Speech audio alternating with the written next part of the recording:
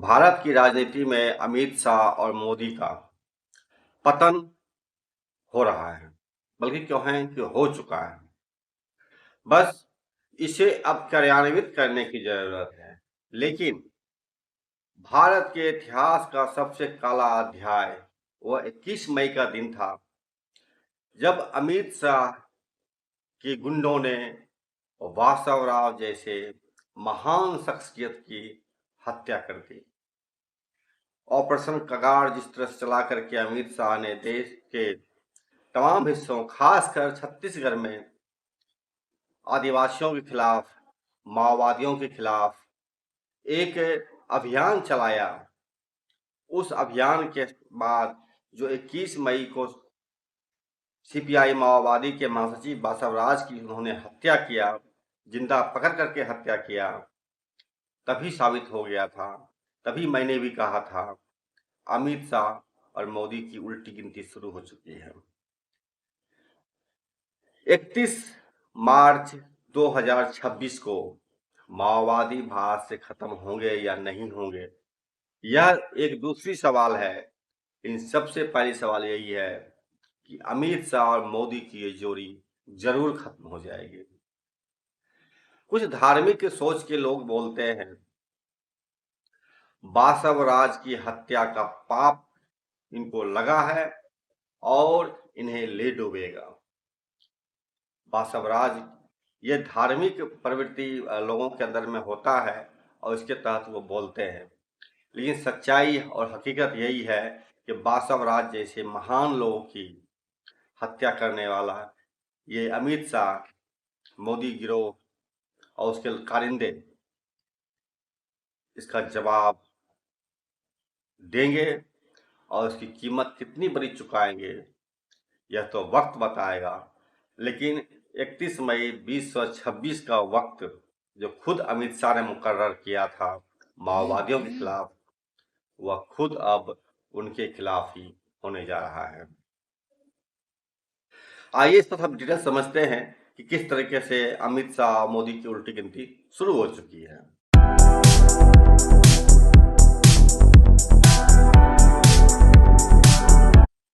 बासवराज की शहादत के बाद जिस तरीके से पूरे देश ही नहीं दुनिया भर में मोदी शाह की किरकिरी मची, इसके छवि पर धक्का लगा और आप भारत के महान शख्सियत बासवराज के शहादत पर, उनकी हत्या के प्रतिरोध में पूरी दुनिया में लोगों ने विरोध किया। चाहे वो बांग्लादेश हो या जर्मनी हो, अमेरिका हो या इंग्लैंड हो या तुर्की हो या दुनिया के कोई भी देश हो, अधिकांश जगह से इस सवाल का विरोध किया गया। बासवराज की नृशंस हत्या का विरोध किया गया। इसके बाद से ही एक के बाद एक प्याज के छिलके की तरह अमित शाह और मोदी का पाप का पिटारा फटना शुरू हो गया और माओवादी जो लगातार वार्ता करने की कोशिश कर रहे थे, बात करने के बाद के लिए बार बार प्रेस विज्ञप्ति जारी कर रहे थे। एक बात उन्होंने न्यूज चैनल को इंटरव्यू भी दिया था, वो भी पीछे हट गए और एएसपी को, गिरपुंजे को मारकर उन्होंने बता दिया खेल खत्म नहीं हुआ है और मोदी शाह के ये गुंडे और लठैत सरेआम घूम रहे हैं, लोगों की हत्या कर रहे हैं, उनको बख्शा नहीं जाएगा और ना ही बख्शा गया। ना ही उनके गिरपुंजे को बख्शा गया, ना उनके सिपाही कायदों को बख्शा गया, ना ही उनके मुखबिर को बख्शा गया, जो मुखबिर की लगातार एक के बाद एक सूचना वहां तक पहुंचा रहे थे माओवादियों के खिलाफ। फिर बदला क्या हुआ, पलटा क्या? पलटा मोदी शाह का गेम प्लान। जिस चुनाव आयोग के आसरे जो मोदी शाह का गेम चल रहा था पूरे भारत में चुनाव जीतने का, वह गेम प्लान एक्सपोज हो गया और महज कुछ माह के बाद ही राहुल गांधी ने एक प्रेस से कॉन्फ्रेंस करके चुनाव आयोग की पूरी पोल पट्टी खोल दिया। पहले से ही बासवराज के हत्या के पापों के तहत दबे हुए अमित शाह, मोदी का भंडा फूट गया और अब यह पूरी तरह से एक्सपोज हो गया है, न केवल देश के अंदर बल्कि पूरी दुनिया के अंदर। दुनिया के लोग चालाक होते हैं, बहुत समझदार होते हैं, उन्हें बगलाया नहीं जा सकता। लोग पहले दिन से ही समझ गए थे कि किस तरह से भारत में चुनाव चल रहा है, भारत के अंदर किस तरह से चल रही है, सत्ता पर कौन लोग काबिज है, क्यों काबिज है। यही कारण है कि मोदी का भाव धीरे धीरे घटता चला गया। पूरी दुनिया में नरेंद्र मोदी का जो प्रतिष्ठा बनाया गया था या बना था, अब वो दो कौड़ी की बच के रह गई। और इसका सबसे बड़ा उदाहरण यह है कि रूस में पुतिन से मिलने के लिए या जो वहाँ पर जो एक गेम चल रहा है, उस गेम के गेस्ट के तौर पर मोदी को ना बुलाकर रूस के राष्ट्रपति पुतिन ने राहुल गांधी को बुलाया है। ये सबसे बड़ा सवाल है और सबसे बड़ा इशारा संकेत है मोदी शाह के अस्तित्व के मिट जाने का। और आज सुप्रीम कोर्ट में जिस तरह से मोदी शाह के कारिंदे, चुनाव आयोग और सुप्रीम कोर्ट दोनों बुरी तरह फंस गया। जनता के सवालों, तथ्यों की भारी जखीरे और एक से एक माहिर तर्क के आगे मोदी शाह के दोनों ही लठैत, दोनों ही शागिर्द, चाहे सुप्रीम कोर्ट हो या चुनाव आयोग है, बुरी तरह फंस गया। और अंततः उनके जो शागिर्द थे सुप्रीम कोर्ट, उसके जज सूर्यकांत को भी बोलना पड़ा कि चुनाव आयोग को देना पड़ेगा, जवाब दिखाना पड़ेगा पेपर। ये बात भी सत्य है। यह सूर्यकांत का ऑर्डर, सुप्रीम कोर्ट का जो ये ऑर्डर हुआ है, यूं ही नहीं हुआ है। काफी भाग दौड़, काफी ज्यादा भागने की कोशिश सुप्रीम कोर्ट जज करता रहा, बात को पलटने की कोशिश करता रहा। कहीं भी कहता था कि मुझे 15 आदमी का लिस्ट ला दीजिए जो मृत हो चुके हैं और जो जिंदा है लेकिन मृतकों का नाम शुमार है। लोगों ने 17 आदमी को वहां इकट्ठा कर दिया। सूर्यकांत फंस गया और वह अपने मुंह पर कालिख पुती हुई बच्चे को बचाने के लिए उसे मजबूरन यह आदेश देना पड़ा। मोदी साहब के ये दो शागिर्द, सुप्रीम कोर्ट और चुनाव आयोग, दोनों इतनी बुरी तरह फंसे हैं कि इसका अब कोई इलाज नहीं हो सकता। जो भी वार कांग्रेस की तरफ, भाजपा की तरफ से किया जा रहा है, सीधा उल्टा हो रहा है। और चुनाव आयोग की साख जो पहले कुछ बची हुई भी थी, अब वह मिट्टी हो चुकी है। उसको अब कुत्ते की मौल, कुत्ते के भाव बिकने लगे हैं। ये साबित हो गया है कि सुप्रीम कोर्ट के जज और चुनाव आयोग के कारिंदे दोनों को दोनों बचाने में लगे हुए थे नरेंद्र मोदी 14 अगस्त, और यानी कल 15 अगस्त है उसके चुनाव प्रक्रिया को। जिस तरह से चीज आगे बढ़ चुकी है, यह आज तक की रिपोर्ट है। सुप्रीम कोर्ट तक और चुनाव आयोग यह दिखाता है कि मोदी शाह का भविष्य लटक गया है। और अब वह तिथि जो उन्होंने माओवादियों के लिए मुकर्रर किया था, 31 मार्च 2026, वह तिथि मोदी शाह के गले की घंटी बन गई है, उसके लिए फांसी का फंदा बन गया है। बासवराज की शहादत का जो परिणाम होना था, वह इसी रूप में मोदी शाह को दिखेगा। और मुझे कभी कभी ये भी लगता है कहीं अमित शाह के सपने में वासवराज तो नहीं आते हैं। लेकिन एक तथ्य और भी है, माओवादी कभी भी अपने साथियों के शहादत का बदला लेना भूलते नहीं।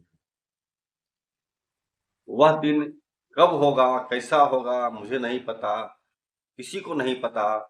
लेकिन यह इतना तय है कि मोदी शाह को कीमत और ज्यादा चुकानी पड़ेगी, क्योंकि माओवादियों के महासचिव मारे गए हैं और अपने महासचिव का बदला हुआ अवश्य लेंगे,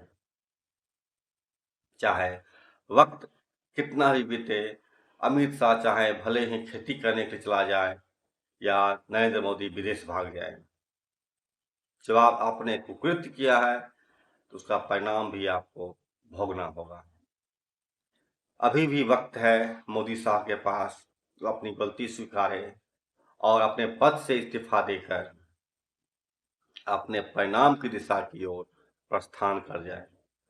अन्यथा देश की जनता के आक्रोश ज्यों ज्यों बढ़ता जाएगा, अभी तो केवल सुप्रीम कोर्ट और चुनाव आयोग ही सीधा हुआ है, इसके तमाम तंत्र सीधे हो जाएंगे और यही तंत्र इनको गले में फंदा लगाकर लटका देंगे। ये चीज तो एक है। इसके साथ ही मैंने ऐसा बताया था आपको, बासव राज की शहादत के बाद लोगों का गुस्सा पूरी दुनिया में भरा है और जिस आतंक का इस्तेमाल कर, जिस अभियान कागार का यूज करके अमित शाह देश भर में माओवादियों के खिलाफ एक युद्ध छेड़े हुए हैं, उसके खिलाफ दुनिया भर में प्रदर्शन हो ही रहे हैं, भारत के अंदर भी प्रोटेस्ट चल रहे हैं। इसी में एक कड़ी आई है खबर पंजाब से। पंजाब के जनवादी जमहूरी आंदोलन ने, जो वहां से रिपोर्ट आई है वहां से ये कहा गया है कि ऑपरेशन कगार बंद करो, पंजाब के मेहनतकशों की ललकार, और बंद करो ऑपरेशन कगार। पंजाब के जनवादी जमहूरी आंदोलन ने एक बार फिर अपने क्रांतिकारी जमहूरी किरदार के अनुरूप उत्तरदायित्व निभाते हुए अपना फर्ज अदा किया है। इस देश में सबसे ज्यादा उत्पीड़ित और भेदभाव का शिकार आदिवासी लोगों पर ढाए जा रहे सरकारी प्रकोप के खिलाफ मोगा की धरती पर एक जोरदार आवाज बुलंद की गई है। आदिवासी जनता और उनके पक्ष में खड़ी तथा उनके लिए लड़ने वाली हर ताकत पर मोदी सरकार द्वारा किए जा रहे दमनकारी और खूनी हमलों को बंद करने की चेतावनी दी गई है। बुद्धिजीवियों, जमहूरी अधिकार कार्यकर्ताओं, माओवादी क्रांतिकारियों और आदिवासी अधिकारियों के लिए डटी हर ताकत पर हो रहे हमलों को रोकने के लिए आवाज उठाई गई है। आदिवासी किसानों के नरसंहार के लिए वास्तव में जिम्मेवार वैश्विक कॉरपोरेट घरानों के संबंध को पंजाब के किसानों की जमीनों पर हो रहे हमलों, रोजगार की छिनाझपटी और पर्यावरण के विनाश से जोड़कर उजागर किया गया। इस सभा में दिए गए भाषणों के सरोकार आदिवासी क्षेत्रों से लेकर कश्मीर के लोगों के उत्पीड़न, पंजाब की उपजाऊ जमीनों पर हो रहे हमलों और देश में जमहूरी आवाजों की जुबानबंदी तक विस्तृत रहे। यह स्पष्ट किया गया, ये जो उनका प्रेस विज्ञप्ति है उस पर है, यह स्पष्ट किया गया है कि इन अत्याचारों और जमहूरी अधिकारों पर हमलों का साझा सूत्र तथा कथित आर्थिक सुधारों के साम्राज्यवादी हमले से प्रेरित हमलों से जुड़ता है। गाजा में हो रहे अमानवीय अत्याचारों के खिलाफ और संघर्षरत फिलिस्तीनी जनता के हक में भी आवाज उठाई गई है। पंजाब के हजारों संघर्षशील लोगों का यह जमावड़ा दूर दराजों इलाकों में रहने वाले आदिवासी लोगों के आंदोलन के साथ महज एक औपचारिक एकजुटता नारा नहीं था, बल्कि यह दोनों के साझा दुश्मनों, वैश्विक साम्राज्यवादी कंपनियों, उनकी सेवक भारतीय सरकारों और दलाल पूंजीपति वर्गों के खिलाफ एक राष्ट्रव्यापी संयुक्त संघर्ष का आह्वान भी था। समाजवादी पूंजी के हितों की खातिर देश के किसी भी कोने में किए जा रहे उत्पीड़न का ऐसा विरोध इस चौतरफा हमले के खिलाफ महत्वपूर्ण जनता के राष्ट्रवादी प्रतिरोध को आगे बढ़ाने में अहम भूमिका निभाएगा। ये बासव राज की शहादत के बाद की परिघटना है और पूरे देश के लोग अब निर्भीक होकर अपने सवाल को उठाने लगे हैं। पहले भी निर्भीक थे, कुछ संकोच के साथ, लेकिन बासव राज की शहादत के बाद जो चीज खुला है वो यही खुला है, लोगों की जुबान खुल गई, लोगों के अंदर जो डर का माहौल क्रिएट किया गया था वो माहौल खत्म हो गया कहीं न कहीं और लोग अब सवाल उठाना शुरू कर दिए हैं। यह शासक वर्ग, मोदी शाह के ये गुंडे, ये कारिंदे कब तक टिकेंगे? लोगों के जनज्वार के सामने, लोगों के विद्रोह के सामने, लोगों के विरोध के सामने आने वाला वक्त बताएगा। लेकिन सच्चाई यही है, 31 मार्च 2026 तक ये अमित शाह और मोदी के गिरोह, गैंग खत्म हो जाएंगे। नमस्कार, मैं समर भूमि से रोहित शर्मा। चैनल देखिए, लाइक कीजिए, सब्सक्राइब कीजिए, शेयर कीजिए, हमसे जुड़े रहिए।